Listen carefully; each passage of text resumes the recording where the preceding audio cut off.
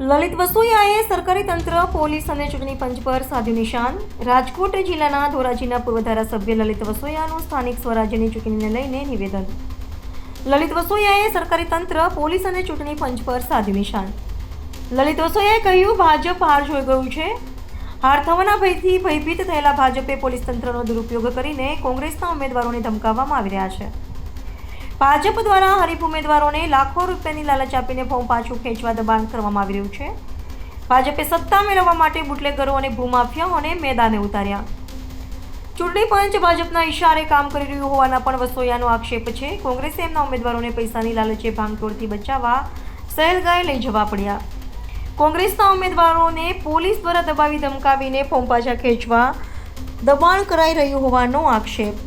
ગુજરાતની અંદર સ્થાનિક સ્વરાજ્યની ચૂંટણીમાં ભારતીય જનતા પાર્ટી હાર ભાળી ગઈ છે અને એને કારણે તન, મન અને ધનથી સામેના ઉમેદવારોને ખેડવા માટેનો પ્રયત્ન કરી રહી છે.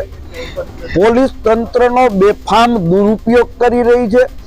ચૂંટણી પંચ પણ ક્યાંક ને ક્યાંક ભારતીય જનતા પાર્ટીનો પાલતુ પુત્રો હોય એવી રીતે પૂંછડી પટપટાવી રહ્યો છે.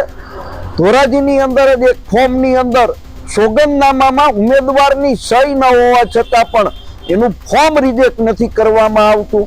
ક્યાંક ને ક્યાંક ઉમેદવારોને ગુંડા તત્વો દ્વારા, બુટલેગરો દ્વારા ધમકીઓ આપવામાં આવી રહી છે. 5-5 લાખ રૂપિયા તાલુકા પંચાયતના ઉમેદવારોને ફોર્મ ખેંચવાનું કહેવામાં આવી રહ્યું છે. ભારતીય જનતા પાર્ટીમાં તાકાત હોય તો ભારતીય જનતા પાર્ટી આ વખતે લડાઈના મેદાનમાં આવી અને લડાઈ કરે કે એનામાં કેટલું પાણી છે એ મપાઈ જશે. ખોટો તંત્રનો દુરુપયોગ કરી અને ચૂંટણી જીતી નથી શકાતી. આ વખતે ભારતીય જનતા પાર્ટીને એનું ભાન થશે. લલિતભાઈ, ગુજરાતભરની અંદરમાં ઘણી એવી બેઠકો છે જ્યાંથી કોંગ્રેસના જે ઉમેદવારો છે એને ખાનગીમાં લઈ જવાય, શું બાબત છે? ઘણી જગ્યાએ મેં પણ સાંભળ્યું છે કે કોંગ્રેસ પાર્ટી, આમ આદમી પાર્ટી એમના ઉમેદવારોને સેફ જગ્યાએ લઈ જઈ રહી છે. અહીં એટલા માટે કે ક્યાંક ને ક્યાંક પોલીસ તંત્રનો દુરુપયોગ, ક્યાંક ને ક્યાંક લોભ લાલચ, ગમે તે સંજોગોમાં દબાવી, ધમકાવી, ડરાવી અને ઉમેદવારોને ફોર્મ ખેંચાવવા માટે મજબૂર કરવામાં આવી રહ્યા છે.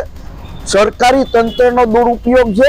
હું તો દાવા સાથે કહું છું કે ભારતીય જનતા પાર્ટી પાસે જે તંત્ર છે એ તંત્ર એ હથિયાર અમારા હાથની અંદર હોય તો ગુજરાતની અંદર 70% ભારતીય જનતા પાર્ટીના ઉમેદવારોના ફોર્મ અમે પણ ખેંચાવી શકીએ.